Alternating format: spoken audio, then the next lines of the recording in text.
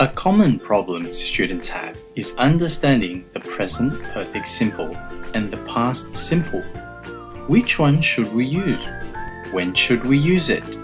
The good news is, although they can be confusing at first, they're actually quite simple once you understand their differences. Let's take a look at the present perfect simple first. The present perfect simple has three functions.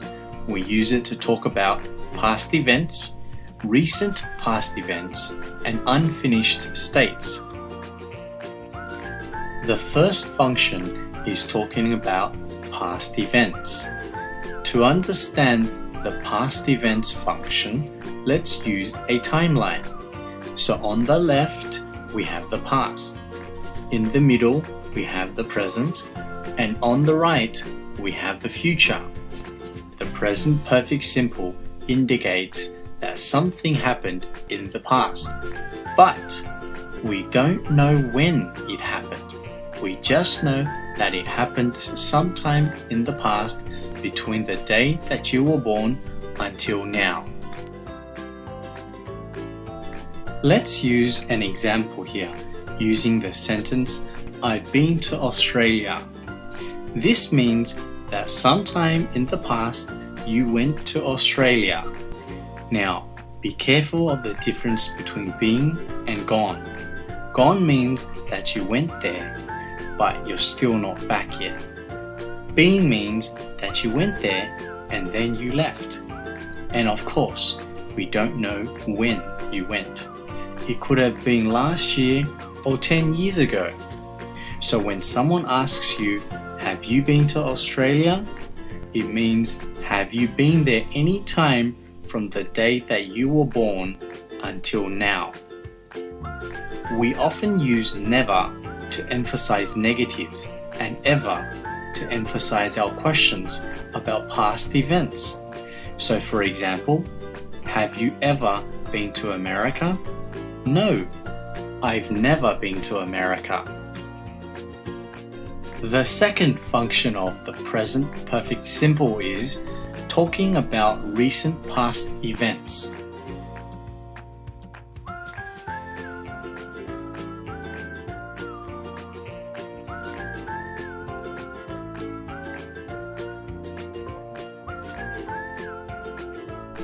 We can also use just, already, and yet for emphasis.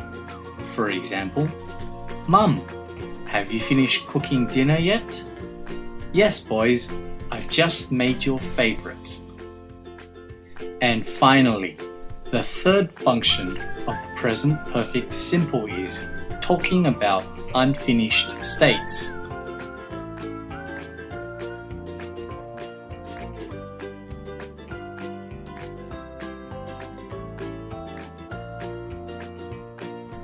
Just remember, we use for a period of time.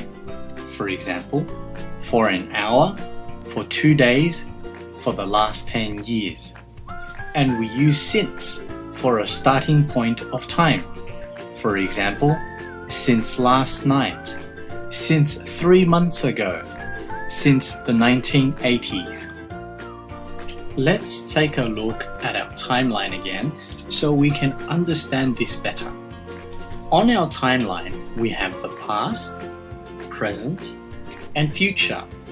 The boy met the girl at a certain point in the past, and they still know each other in the present, which is during their date at the restaurant.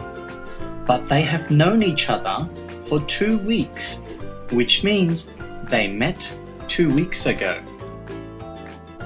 On the other hand, the past simple has only one function, that is, to talk about finished events where the time is known.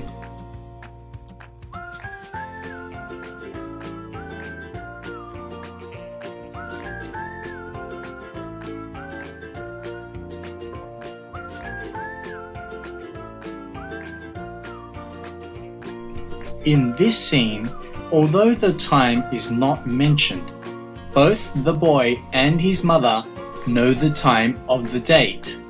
The mother asked her son how his date was because she already knew that he was going on a date. Also, we can use just for emphasis that an event recently happened. So in this example, the boy could have said, "We just broke up." Now, let's take a look at the form for present perfect simple statements. So the form is subject plus have or has or their negative form plus never, just or already. These words are optional. Plus past participle plus whatever you want to write plus for, since, yet, or time words such as before, recently, and lately. Again, these are optional. Let's take a look at some examples. I've been to Australia. The subject is I plus have plus the past participle been plus to Australia. I've never been to America. Here we used never before the past participle. I haven't made dinner yet. Here we used yet at the end of the sentence. We've known each other for 2 weeks now. Here we used for 2 weeks now at the end of the sentence. Now let's have a look at the form for present perfect simple questions. For open questions, the form is WH or how question word plus have, has or their negative form plus the subject plus past participle plus whatever you want to say plus for. Now the for is optional. For yes/no questions, the form is have, has or their negative form plus the subject plus ever, which is optional, plus the past participle plus whatever you want to say plus yet or a time word. Again, these are optional. Remember, WH and how question words and for are for open questions. Ever, yet, and time words are for yes/no questions. Let's have a look at some examples. Have you been to Australia? So we start the question with have plus the subject you plus ever plus the past participle been plus to Australia. Have you finished cooking dinner yet? Here we used yet. How long have we known each other for? Here we began the question with how long and ended it with for. So, to summarize, we use the present perfect simple for past events, recent past events, and unfinished states. And we use the past simple for finished events where the time is known. If you've enjoyed our video, please visit our website at umonzu.com for more videos and subscribe to our YouTube channel by clicking the subscribe button and like, comment and share our videos. And make sure you tell your friends and colleagues about Umonzu.